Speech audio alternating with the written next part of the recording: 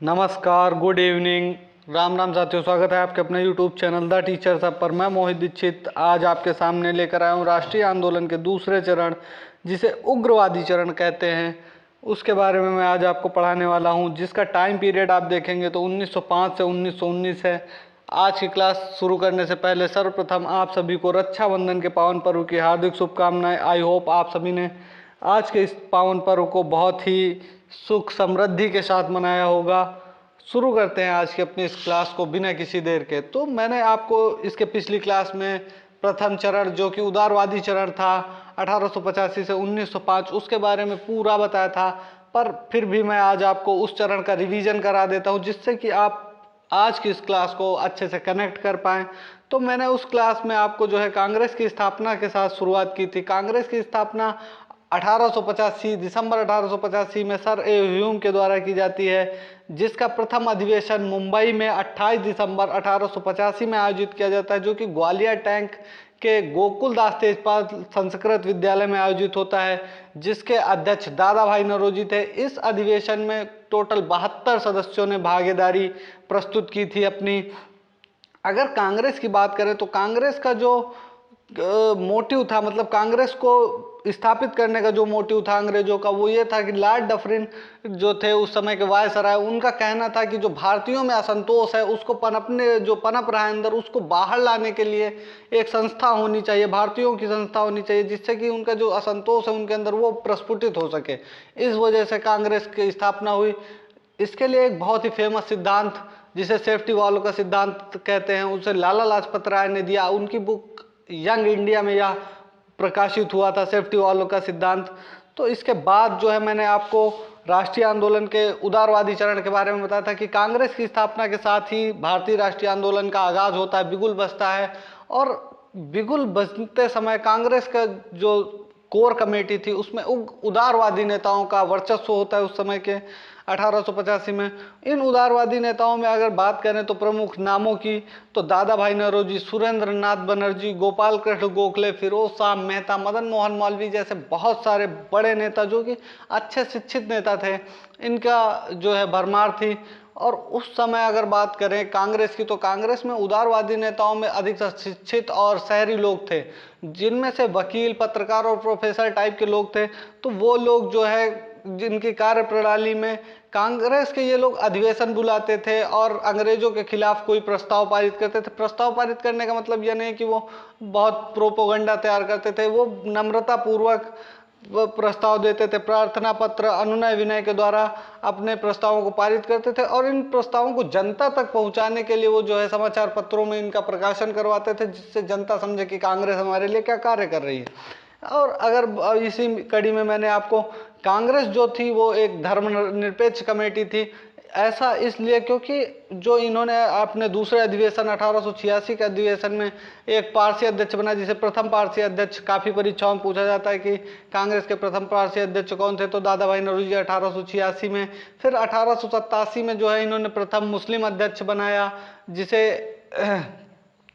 तैयबाजी को। और उसके बाद इन्होंने जो है 1888 में जॉर्ज यूल को प्रथम अंग्रेज जो थे उनको अध्यक्ष बना दिया।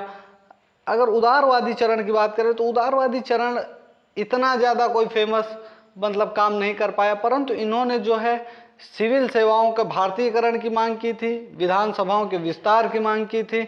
उसी के परिणाम स्वरूप क्या हुआ कि 1892 का भारतीय परिषद अधिनियम आया था, जिसमें कि जो है स्थानीय निकाय में भारतीयों को जगह देने की बात की गई थी, भारतीयों की जो भागीदारी थी उसको बढ़ाने की बात की गई थी। 1892 के जो भारतीय परिषद अधिनियम आया था, और भारतीय सिविल सेवाओं में जो है भारतीयों को सम्मिलित होने का मौका मिला। उस समय तक जो आईसीएस की परीक्षा होती थी उसे इंग्लैंड में ही आयोजित किया जाता था, लंदन में, तो उसमें भारतीयों को शरीक होने का मौका मिलने लगा। अगर उदारवादियों की डिसएडवांटेज की बात करें तो उदारवादी जो थे ये बहुत ज़्यादा जो कांग्रेस के प्रति इनका जो रुझान था वो बहुत ज़्यादा था। ये राजभक्त टाइप के लोग थे। इनका कहना था कि जो अंग्रेज हैं ये न्यायप्रिय लोग हैं, ये हमें आसानी से मुक्ति दे देंगे। ये इनके एक डिसएडवांटेज थी, क्योंकि जो आदमी देशभक्त है वो राष्ट्रभक्त नहीं हो सकता। मतलब नहीं हो सकता, मतलब अब काम अच्छे नहीं कर रही है राज्य सरकारें काम अच्छा करेंगी तो हम उसके भक्त हों, वो अच्छी बात है। पर जब सरकार अच्छा काम नहीं कर रही है, हमारे लोगों के प्रति उसका जो नज़रिया है वो सकारात्मक नहीं है, तो उसके खिलाफ आवाज़ उठाना ही एकमात्र विकल्प होता है। इसी के साथ जो है उदारवादी नेताओं के बारे में मैंने आपको सारा कुछ बता दिया। अब हम आज शुरू करेंगे आज की अपनी इस क्लास को, जो कि राष्ट्रीय आंदोलन का दूसरा चरण है, उग्रवादी चरण, जिसमें आपको देखने को मिलेगा कि कैसे उग्रवादी जो गर्मपंथी दल के नेता थे, उनका जो अंग्रेजों तक अपनी बातें पहुंचाने का तरीका था वो कितना बेटर था, कितना अच्छा था, इस बारे में। और आज की इस क्लास से बहुत ही ज़्यादा क्वेश्चंस आपके चाहे जो कम्पिटेटिव एग्ज़ाम हो उसमें बनाए जाते हैं, बनते हैं। आपने खुद देखा होगा काफ़ी कम्पिटेटिव एग्ज़ाम्स में कि जो गरम दल के नेता हैं उनके बारे में बहुत सारी बातें आजकल पूछी जाने लगी हैं। क्यों? क्योंकि इसके बारे में पहले बातें नहीं होती थी, अब बातें हो रही हैं तो पेपर्स में भी आ रही हैं। तो पेपर आपके तभी पेपर हो या कोई एग्ज़ाम हो या कुछ भी हो, जब वर्तमान समाज को देखकर ही हर चीज़ बनाई जाती है ना। तो आज के परिप्रेक्ष्य में जो हो रहा है उसी के अनुकूल पेपर बनते हैं। तो आज जो है गर्मपंथी नेताओं की बातें होती हैं, आप टीवी समाचार पत्रों में भी देखते होंगे कि आज परमपंथी नेताओं के बारे में ज़्यादा से ज़्यादा बातें हो रही है, सावरकर को लेकर लड़ाई। और तो कहीं ना कहीं जो परीक्षक है उसके मन में भी ये चीज़ें गूंजती रहती हैं कि आजकल ये चल रहा है, तो उनका सुना सुना रहता है, तो उसके बारे में वो आसानी से पूछ लेता है। तो हम शुरू करते हैं आज की इस क्लास को बिना किसी देर के। उग्रवादी चरण जो है अब भारतीय राष्ट्रीय आंदोलन के जो काल कहें तो उसका जो टाइम पीरियड है उसका 1905 से 1919 है। मतलब 1905 से गांधी के आगमन के पहले तक जो उग्रवादी चरण माना जाता है। गांधी के आगमन के साथ ही उग्रवादी चरण को आपको समापन देखने को मिलेगा, क्योंकि गांधी जी ने अहिंसा की शुरुआत कर दी थी उसके बाद। अब तो द्वितीय चरण की बात करते हैं। द्वितीय चरण में गरम दल नेताओं का बोलबाला था, जिसमें प्रमुख नेता थे लाल बाल पाल। लाल बाल पाल का मतलब लाला लाजपत राय, बाल गंगाधर तिलक, पाल का मतलब विपिन चंद्र पाल। आप इन तीन नेताओं के बारे में बहुत ही सुनेंगे। इस जो पूरा प्रकरण है, इस पूरे प्रकरण में मतलब पूरा प्रकरण उग्रवादी चरण जो है, इसमें आपको ये लाल बाल पाल बहुत ही ज़्यादा दिखाई पड़ेंगे, छाए रहेंगे पूरे इस उग्रवादी चरण में। तो देखते हैं उग्रवाद के जन्म के कारण। उग्रवाद के जन्म के कारण क्या थे, सर्वप्रथम ये बात जानने योग्य है, क्योंकि पेपर कैसे सेट होगा ये किसी को नहीं पता है। परंतु जो पेपर पूछने का तरीका है वो यही है कि किस विचारधारा का क्यों प्रादुर्भाव हुआ, क्यों उसकी वो सुचारू रूप से चलाई गई, क्यों वो फेल हुई, उसने क्या क्या काम किया, उसकी उपलब्धियां क्या थी, यही सारी बातें तो आपके पेपर में पूछता है। तो इतिहास जो है रटने का विषय नहीं, इतिहास समझने का विषय है। इतिहास को कहानी की तरह सुनिए, बहुत ही जल्दी क्विक आप मतलब कॉन्सेप्ट्स को बिल्ड कर लेंगे अपने माइंड में। मैं ये मानता हूँ कि जो फैक्ट्स हैं उनको याद करना पड़ेगा, याद नहीं करना पड़ेगा वो अगर आप कहानी सही से सुनते हैं, सही से कहानी को अपने मन में ढाल लेते हैं, तो उसके बाद आपको फैक्ट्स जो है जबान में धीरे धीरे रटने चालू हो जाएंगे एक दो बार में। तो उग्रवादी जो था उसके जन्म के कारण उदारवादियों की नीतियों का मतलब उदारवादी नेता जो थे आप देखेंगे वो बहुत ही मतलब साधारणतया अंग्रेजों से बातें करते थे कि अनुनय विनय प्रार्थना पत्रों के माध्यम से बात कर ली और वो अपने काम कराना चाहते थे। इससे जो गर्मपंथी नेता थे, मतलब कांग्रेस का एक कोर था जो इन सब चीज़ों से बहुत ज़्यादा परेशान था कि आप इनके सामने क्यों गिड़गिड़ा रहे हैं। तो ऐसे ही नेता जो थे वो आगे चलकर गर्मपंथी नेता कहलाए। और जो उदारवादी नेताओं के एक और नीति थी कि उनको अंग्रेजों की जो न्याय व्यवस्था थी उसमें बहुत ही अगाध आस्था थी। परंतु जो आपके ये गर्मपंथी नेता हैं ये बिल्कुल अंग्रेजों के उदारवादी नेताओं के बिल्कुल उलट थे। इनको लगता था कि अंग्रेज इतनी आसानी से नहीं मानने वाले, इतनी आसानी से हमें आज़ादी मिल जाती तो अब तक हमें जो है आज़ाद करके ये चले जाते। अब अंग्रेजों की नीतियों में आप पढ़ेंगे vernacular press act 1878। Vernacular press act, जो कि वर्नाकुलर प्रेस एक्ट की बात करें तो यह 1878 में लॉर्ड लिट्टन के समय में आया था। लॉर्ड लिट्टन के समय में आया। इस एक्ट में कहा गया था कि जो है भारतीय जो भाषाओं में अखबार या पत्र पत्रिकाएं प्रकाशित होते थे उनको जबरन बंद कर दिया जाता था, जिससे कि क्या है स्वदेश प्रेम की भावना लोगों तक ना पहुंच सके, स्वराज्य की मांग के बारे में लोग ना जाने कि क्यों उनके नेता स्वराज्य के लिए क्या कर रहे हैं। तो इस वजह से ये वर्नाकुलर प्रेस एक्ट लाया गया था, जिसे 1881 आते आते लॉर्ड रिपन ने समाप्त कर दिया था जब इंग्लैंड में दूसरी सरकार बनी थी।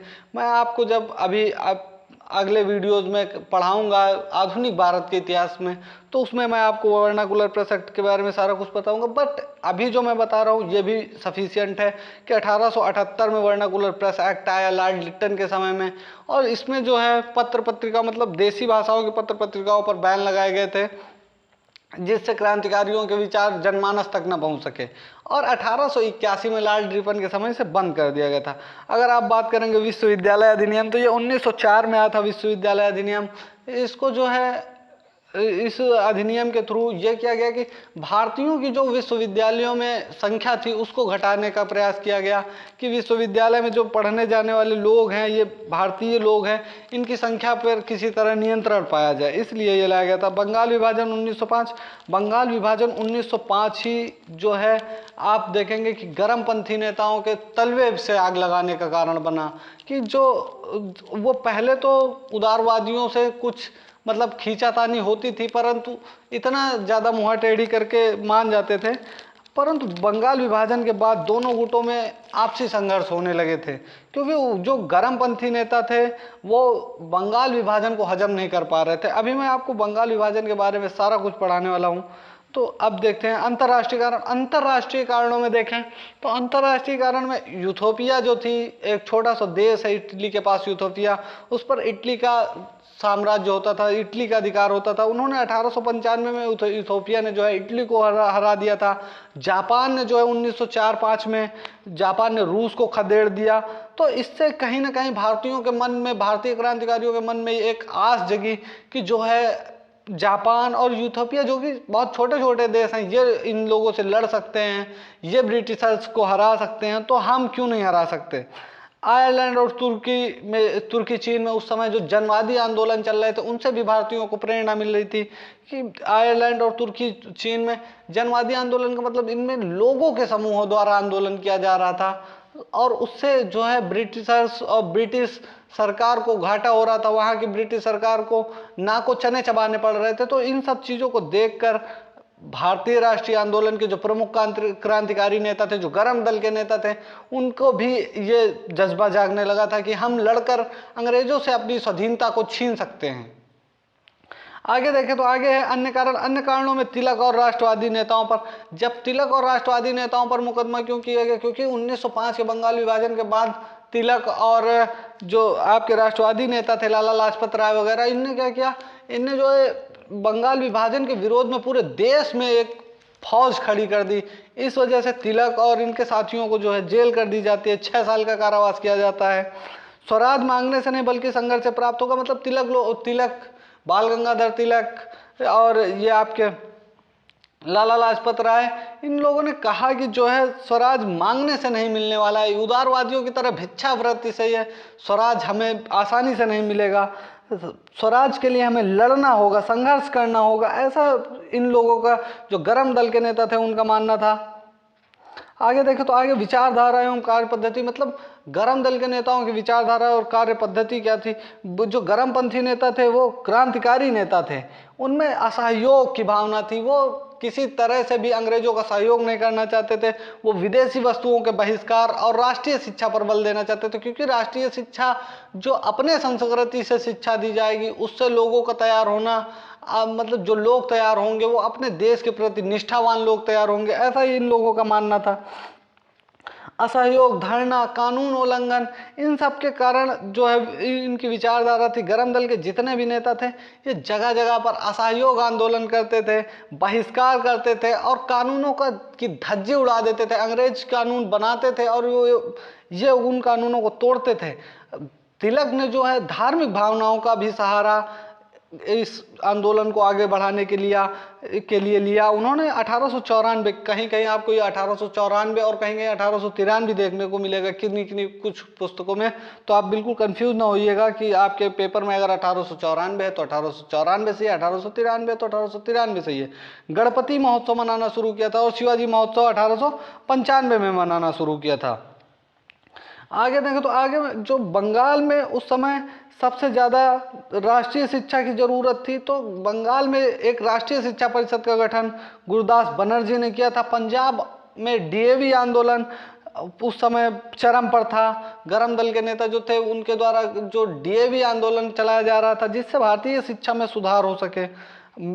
जो ये गरम दल के नेता थे इनका जो कार्य करने का तरीका था, ये मेलों का आयोजन करते थे, सहकारी संगठन बनाते थे, स्वयंसेवी संस्थाएं बनाते थे, गुप्त संगठन बनाते थे। इनके द्वारा इन्होंने अंग्रेजों की नाक में दम करके रखा था। ये अंग्रेजों को चैन की नींद नहीं सोने दे रहे थे। इसी वजह से जो है गरम दल के नेताओं पर अंग्रेज हमेशा खपा रहे और इनको बहुत ज़्यादा, गरम दल के नेताओं को बहुत ज़्यादा प्रताड़ित भी किया अंग्रेजों ने।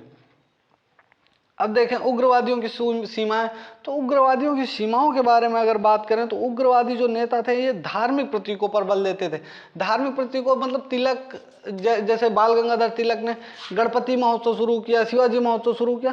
तो इससे क्या हुआ, एक वर्ग जो बंगाल विभाजन जो था, पूर्वी बंगाल और पश्चिमी बंगाल का विभाजन, वो बंगाल में मुसलमान बाहुल्य क्षेत्र था। वहाँ पे लोगों को धार्मिक भावनाएं भी आहत हो रही, क्योंकि वहाँ एक तरफ तो हिंदुओं के सारे धार्मिक कार्य किए जा रहे थे परंतु मुसलमानों के धार्मिक व्यवस्थाओं की ध्यान नहीं दी जा रही थी। इस वजह से मुसलमान इस आंदोलन से कट रहा था। तो ये इसके डिसएडवांटेज थी। और उदारवादियों से वैचारिक संघर्ष 1907 में आप देखेंगे सूरत अधिवेशन में उदारवादी नेताओं से, मतलब गरम दल और नरम दल दो फड़ों में बट गए थे।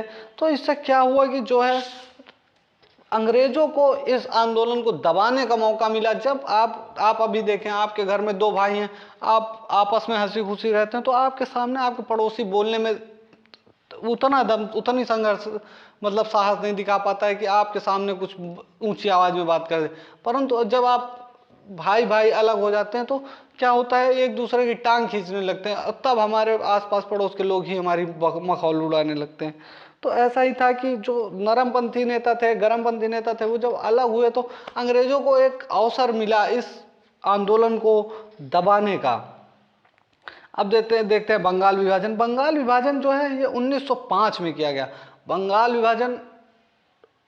विभाजन का मुख्य कारण अगर देखें तो बंगाल विभाजन जो था ये 1905 में किया गया लॉर्ड कर्जन के समय। लॉर्ड कर्जन एक ऐसा वायसराय था जिसने ब्रिटिश साम्राज्यवाद को बहुत ही ज़्यादा लाभ पहुंचाया था। इसी के समय पर जो ब्रिटिश साम्राज्यवाद था वो अपने चरम पर था। भारत का दुर्भाग्य था कि जो है 1899 में लॉर्ड कर्जन भारत का वायसराय बनकर आता है। उसी समय भारत में भयंकर अकाल चल रहा था। भयंकर अकाल मतलब आपने सुना होगा कि छप्पनिया अकाल। हमारा जो कैलेंडर है विक्रम संवत का कैलेंडर, वो 57 वर्ष आगे चलता है आपके इस कैलेंडर से, ग्रेगरियन कैलेंडर से या ईसाई कैलेंडर से। तो क्या हुआ कि जो लॉर्ड कर्जन था वो 1899 में भारत आया और उस समय भारत में भयंकर भूखमरी की थी। तो लॉर्ड कर्जन इन सब चीज़ों को देख रहा था और उसे राष्ट्रीय आंदोलन को भी पास से देख रहा था। वो चाहता था कि इस राष्ट्रीय आंदोलन को किस तरह दबाया जाए। उसने इसका कार्ड ढूंढा बंगाल विभाजन के तौर पर, क्योंकि जो उस समय राष्ट्रीय आंदोलन थे वो मुख्यतः मेनली फोकस थे पश्चिम बंगाल, महाराष्ट्र और पंजाब। इन्हीं तीनों जगहों पर, पंजाब और महाराष्ट्र में तो छुटपुट घटनाएं होती थी, पर बंगाल में आए दिन बखेड़े हुआ करते थे। तो इसके कार्ड ढूंढने के लिए लॉर्ड कर्जन ने क्या किया था, 1905 में बंगाल विभाजन की घोषणा कर दी। और बंगाल विभाजन को जो कारण लॉर्ड कर्जन ने बताया, लोगों ने, जैसे आज आप कोई भी चीज़ सरकार करती है तो सब क्या करते हैं, पत्रकार उनके पास पहुंच जाते हैं कि क्यों कर रहे हैं। तो इनके पास भी भाई अब उस समय इन्होंने घोषणा करी कि हम 1905 में बंगाल विभाजन कर देंगे। तो इनसे लोगों ने पूछा कि आप ऐसा क्यों कर रहे हैं, तो इन्होंने बताया कि प्रशासनिक असुविधा होती है, बंगाल बड़ा क्षेत्र है, इस पर प्रशासन करना आसान नहीं है, इस वजह से इसे दो टुकड़ों में बांटा जाएगा, जिससे इस पर प्रशासन आसानी से किया जा सके, मतलब इस पर शासन आसानी से चलाया जा सके। और बंगाल विभाजन को जो आधार रखा गया वो धार्मिक आधार रखा गया। धार्मिक आधार मतलब एक तरफ पश्चिमी जो बंगाल था उसमें हिंदू बाहुल्य क्षेत्र बनाया गया और पूर्वी बंगाल को आप देखेंगे मुसलमान बाहुल्य क्षेत्र बना दिया गया। इससे क्या हुआ, भारतीयों में सांप्रदायिकता पहली बार दिखाई देने लगी और यह सब कांग्रेस को दुर्बल करने की एक चाल थी। जैसे मैंने आपको बताया कि वो चाहते थे कि किसी तरह ऐसा वार किया जाए जिससे कि कांग्रेस टूटे। और बात करें बंगाल विभाजन की, तो बंगाल का विभाजन की जो घोषणा होती है वो 20 जुलाई 1905, कहीं कहीं आपको ये 19 जुलाई भी देखने को मिलेगा, तो ये 19 जुलाई भी मान सकते हैं आप, या 20 जुलाई। 19 जुलाई इसलिए क्योंकि लोग क्या मानते हैं ये बात नहीं, बात यह है कि ये 20 जुलाई एनसीईआरटी का ऑथेंटिक है, बट किसी कुछ बुक में आपकी लूसेंट वगैरह में 19 जुलाई भी लिखा है, तो आप वो भी मान सकते हैं। 20 जुलाई 1905 को घोषणा होती है बंगाल विभाजन की, और बंगाल विभाजन की घोषणा होने के बाद कांग्रेस में एक मतलब लहर दौड़ी कि अगर बंगाल विभाजन होता है तो उसके लिए इसको रोकने का हर सार्थक प्रयास करने के लिए कांग्रेस तत्पर थी। तो कांग्रेस ने जो है 7 अगस्त 1905 को टाउन हॉल, कलकत्ता के टाउन हॉल में स्वदेशी आंदोलन और का जो है प्रस्तावना पारित कर दी और बहिष्कार आंदोलन का प्रस्ताव रखा। स्वदेशी आंदोलन की शुरुआत की और बहिष्कार आंदोलन का प्रस्ताव रखा। 16 अक्टूबर 1905 से जो है ये वो तारीख थी, 16 अक्टूबर 1905, जिस दिन बंगाल का विभाजन होना था, मतलब प्रभावी होना था। उसी दिन भारत में हड़ताल हुई, लोग सड़कों पे उतरे, धरना दिए, वंदे मातरम के नारे, अमर सोनार बांग्ला, ऐसे गीत गाए गए। बहुत सारा मतलब बहुत ड्रामा, हाई वोल्टेज ड्रामा हुआ उस समय। अगर बात करें तो सरकार को भी उस समय मतलब ब्रिटिश सरकार को संभाल पाना उस ड्रामा को इतना आसान काम नहीं था। उन्होंने बलपूर्वक दमन करके इस काम को रोका, क्रांतिकारियों के इस आंदोलन को रोकने का प्रयास किया। और इसी दिन जो है 16 अक्टूबर 1905 को भारतीय इतिहास में शोक दिवस के रूप में घोषित किया गया। इस दिन लोगों ने मतलब जो पूर्वी बंगाल के लोग थे, जो पश्चिमी बंगाल के लोग थे, वो एक दूसरे को हाथ में राखी बांध रहे थे और कह रहे थे कि हम हिंदू मुस्लिम नहीं, हम आपस में भाई हैं, ऐसा सौहार्द दिखा रहे थे। इस सब को देखकर कहीं ना कहीं जो है अंग्रेजों के मन में एक पाप घुस रहा था। वो सांप्रदायिकता के जहर को भारतीय रगों में दौड़ाना चाहते थे। तो लॉर्ड कर्जन इन सब के लिए एक सफल प्रयास करना चाहता था। तो आगे आपको देखने को मिलेगा मुस्लिम लीग की स्थापना के साथ वो ऐसा करने में सफल होते हैं। चलिए फिर स्वदेशी आंदोलन की बात करें कि जैसे मैंने आपको बताया कि स्वदेशी आंदोलन 7 अगस्त 1905 को टाउन हॉल, कलकत्ता के टाउन हॉल से शुरू होता है। तो इसमें इसके जो प्रमुख नेता थे उनमें प्रमुख नेताओं में बाल गंगाधर तिलक, लाला लाजपत राय, चिदम्बरम पिल्ले, अरविंद घोष, सैयद हैदर रजा। आप बात करेंगे बाल गंगाधर तिलक की, तो बाल गंगाधर तिलक ने स्वदेशी आंदोलन का नेतृत्व पुणे या महाराष्ट्र से किया था। लाला लाजपत राय और अजीत सिंह ने पंजाब और यूपी में इसका जो है स्वदेशी आंदोलन की अध्यक्षता की। चिदम्बरम पिल्ले और एक आपको सुब्रमण्यम अय्यर, ये दो नाम मिलेंगे जिनने मद्रास या जिसे आज चेन्नई कहते हैं, यहाँ पर जो है स्वदेशी आंदोलन का वर्चस्व मतलब स्वदेशी आंदोलन का नेतृत्व किया। अरविंद घोष ने बंगाल में स्वदेशी आंदोलन का नेतृत्व किया था। सैयद हैदर रजा इनने दिल्ली में स्वदेशी आंदोलन का नेतृत्व किया। इस समय जब स्वदेशी आंदोलन अपने चरम पर था, स्वदेशी आंदोलन को बाल गंगाधर तिलक और उनके साथी पूरे भारत में, मतलब स्वदेशी आंदोलन का मतलब ये था कि स्वदेशी आंदोलन के थ्रू सिर्फ विदेशी कपड़ों का ही बहिष्कार नहीं किया गया, बल्कि विदेशी स्कूलों, विदेशी सरकारी नौकरियों और उपाधियों, इन सब को त्याग दिया गया था। तो इस कड़ी में जो है बाल गंगाधर तिलक को भारतीय असंतोष का जनक, अशांति का जनक वैलेंटाइन सिरोल ने बाल गंगाधर तिलक को एक उपाधि दी कि ये भारतीय अशांति का जनक है। इसके बाद देखें अगर स्वदेशी इसके बाद जो आप देखेंगे कि अनुशीलन समिति, इसी समय अनुशीलन समिति का गठन हुआ, जिसके गठन के संबंधित कुछ मतभेद भी हैं, क्योंकि कुछ पत्र मतलब कुछ नोट्स में आपको ये देखने को मिलेगा कि पी मित्रा, प्रमथ मित्रा ने इसकी स्थापना की, जबकि कुछ जगह बरिंद्र घोष और भूपेंद्र नाथ दत्त को इसका जो है बताते हैं अध्यक्ष। परंतु असलियत अगर देखी जाए एनसीईआरटी के थ्रू तो आपके प्रमथनाथ मित्रा ही जो है इसके अध्यक्ष थे, प्रथम अध्यक्ष। और इसकी एक बहुत फेमस पुस्तिका थी जिसे युगांतर नाम से ये लोग पत्रिका निकालते थे, उसमें क्रांतिकारी विचार छापते थे। और ये अनुशीलन समिति जो थी, बंगाल में जो अनुशीलन समिति थी, इनकी बहुत सारी शाखाएं थी, क्योंकि इसमें बहुत कम लोगों की ज़रूरत होती थी। आप जहाँ थे वहाँ पे अनुशीलन समिति का गठन कर सकते थे, 3-4 लोग मिलकर अनुशीलन समिति का गठन कर लेते थे आसानी से, और ये आसान सा था।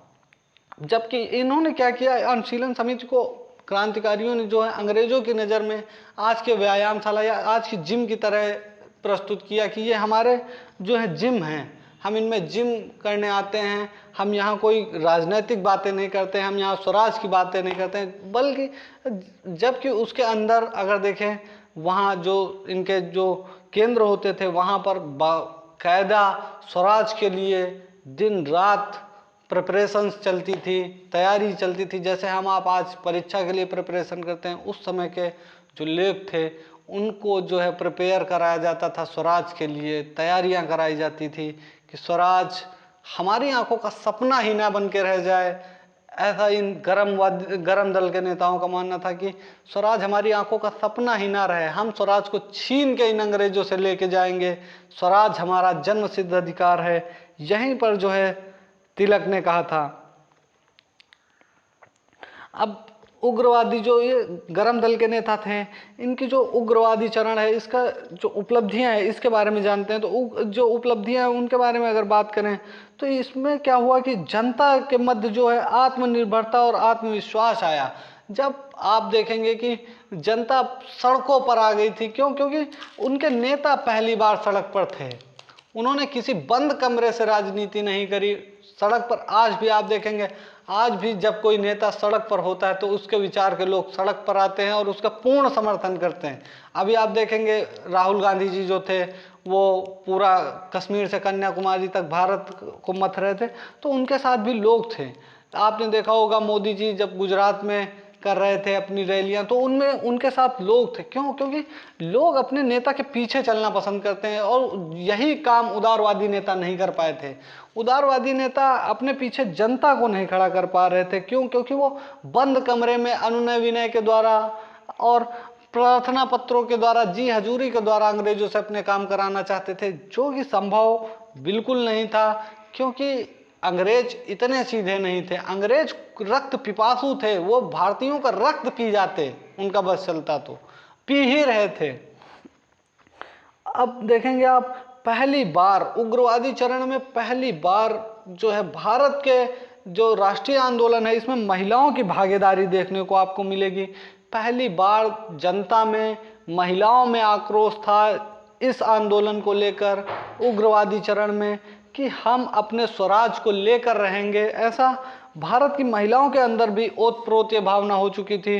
तो अब जो है जो नेता थे वो इस युग के नेता बहुत ही मतलब कद्वार नेता होते चले जा रहे थे, तो अंग्रेजों की नज़र में ये लोग खटक रहे थे। परंतु बंगाल विभाजन के समय जो बंगाल में हो रहे उग्रवादी चरण या स्वदेशी आंदोलन की बात करें तो इसमें जिसने भाग नहीं लिया था उनमें किसान और मुस्लिमों का भाव था। किसान और मुस्लिम क्यों नहीं थे?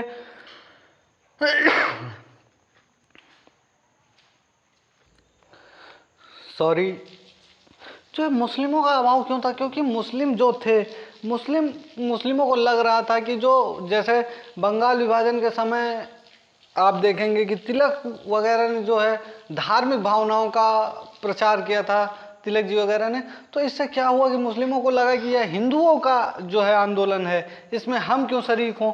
और इसमें कुछ नेता, जो नेता आगा खां जैसे नेता थे जो अंग्रेजों के वफादार थे, उनने भी इसमें महत्वपूर्ण भूमिका निभाई मुसलमानों को भड़काने में। और भारतीय इतिहास में जहाँ एक तरफ स्वदेशी आंदोलन बहुत ही तेजी से अपने लक्ष्य की ओर बढ़ रहा था, वहीं आप देखेंगे कि मुसलमानों के अभाव के कारण इस जो आंदोलन को गति में थोड़ा सा पैर में कांटा चुभने के समान था ये, कि एक दल जो था, मतलब एक संप्रदाय जो था, वो इस आंदोलन से अलग हो रहा था। अब देखते हैं आगे। तो आज की क्लास में बस इतना ही। इसके आगे का जो उग्रवादी चरण है मैं आपको अगली जो है पार्ट में दूंगा। इससे क्या होगा कि आपका जो वर्कलोड है वो भी मैनेज हो पाएगा और आप आसानी से चीज़ों को सीखते चलेंगे। आपको यह सेशन कैसा लगा इस चीज़ को कमेंट करके ज़रूर बताइए, और मेरे वीडियो को प्लीज़ लाइक करिए और चैनल को मेरा सब्सक्राइब करिए। ज़्यादा से ज़्यादा लोगों तक इन वीडियोज़ को पहुंचाइए। जो आपके यहाँ पेट की तैयारी कर रहा हो, यूपी पुलिस की तैयारी कर रहा हो, या आरओ एआरओ की तैयारी कर रहा हो, उसके लिए ये वीडियोज़ बहुत ही शानदार साबित होने वाले हैं। क्योंकि मेरे वीडियोज़ में आपको देखने को मिलेगा मैंने सारे जो गन पॉइंट्स हैं उनको क्लियर कराया है। हर एक चीज़ आपको गन पॉइंट्स के माध्यम से मैंने दिखाई है। आप देखिए गोले में करके मैंने चीज़ों को सही से सही वे में पढ़ाने का प्रयास किया है। आप मेरे इस प्रयास को सार्थक साबित करिए और अधिक से अधिक लोगों में शेयर करिए, जिससे मेरी हौसला अफजाई हो सके। तो आज की क्लास में बस इतना ही। नमस्कार, शुभ रात्रि।